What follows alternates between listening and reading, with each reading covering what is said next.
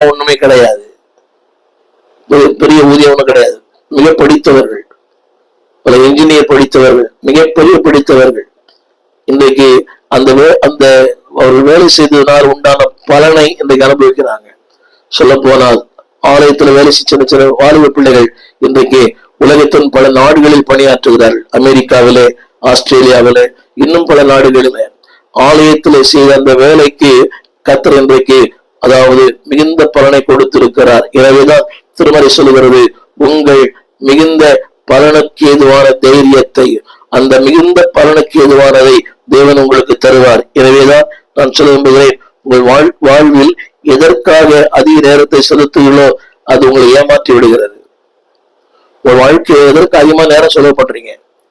உலகத்துக்காக, நண்பர்களுக்காக, உறவுகளுக்காக. ஆனா கடைசியில் மிஞ்சுவதை ஏமாற்றி தெரியுமா? எவ்வளவு பாடுபட்டீங்க, அவளுக்காக பணத்தை செலவழித்தீங்க, உழைப்பை செலவழிச்சீங்க, உன் நேரத்தை செலவழிச்சீங்க, எல்லாம் செலவழிச்சீங்க. ஆனா ஒன்றுமில்லை. அது உங்கள் வாழ்க்கையில காயங்களை ஏற்படுத்தும். காயங்கள் மட்டுமல்ல, உங்க வாழ்க்கையில ஒரு மன அழுத்தத்தை ஏற்படுத்தும். அப்படி செஞ்சனே, எனக்கு இப்படி பண்ணிட்டாங்களே, அப்படிலாம் பாடுபட்டேனே, என்னை இப்படி ஆக்கிட்டாங்களே, அது உங்களுக்கு மன அழுத்தத்தையும் மன உளைச்சலையும் தரும். ஆனால் ஆண்டவருக்காக செய்யும் போது அன்பானவர்களே, அது மன உளைச்சல் அல்ல, மன அமைதி. அது மனப்போராட்டம் அல்ல, அன்பான மன நிறைவு. இதனாலே என்னை கேட்டுக்கொண்டிருக்கிற அன்பான தேவ ஜனங்களே, நிலைநிற்காத ஒன்றுக்காக ஏன் உங்க வாழ்க்கையை வீணாக்கி கொண்டிருக்கிறீங்க? பிள்ளைகளை வளருங்கள், ஆளாக்குங்கள், அவளை உயர்நிலைக்கு கொண்டு வாங்க. ஆனால் அதுல உங்களுக்கு பலன் கிடைக்காத போது மன அழுத்தம், மன உளைச்சல். இன்றைக்கு எத்தனையோ முதியோர்கள் மன உளைச்சல் இருக்கிறார்கள்.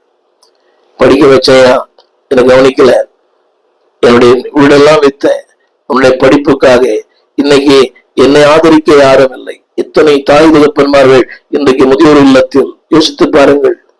அன்னைக்கு ஒரு சொல்லுகிறார், என் மகனை அடிக்கிறான், நல்ல ஒரு ஊழியர் அவன், ஓடி ஓடி ஓடி ஓடியும் செய்கிறவன், ஆத்துமாக்களுக்காக மிகுந்த பாரப்படுகிறவன், 6 மாடி இருந்தா கூட ஏறி அந்த ஆளுக்கு சுவிசேஷம் சொல்லுகிறவன், வீதியிலே பார்க்கிற ஒருவரை விட்டு விட்டு விட்டு வைப்பதில்லை. ஆனால் சொல்கிறார், இன்றைக்கு பாடுபடுகிறார். கவனியுங்கள். இப்படி கேட்கலாம், ஆண்டவருக்காக பாடுபட்டவர்.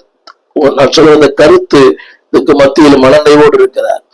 திரும்ப சொல்லுகிறேன், அன்பானவர்களே, உங்கள் வாழ்வில் நிலையிருக்காத ஒன்று, பயனில்லாத ஒன்று, உங்களுக்கு நன்மை செய்யாத ஒன்று, உங்களுக்கு அமைதி தராத ஒன்று, பிற்காலத்தில் உங்களை வாழ வைக்காத ஒன்று, அதற்காக ஏன் உங்கள் நேரத்தையும் உங்கள் சமயத்தையும் நீங்கள் வீணடிக்கிறீர்கள்? அது உங்களை ஒன்றுமில்லாமல் ஆக்கி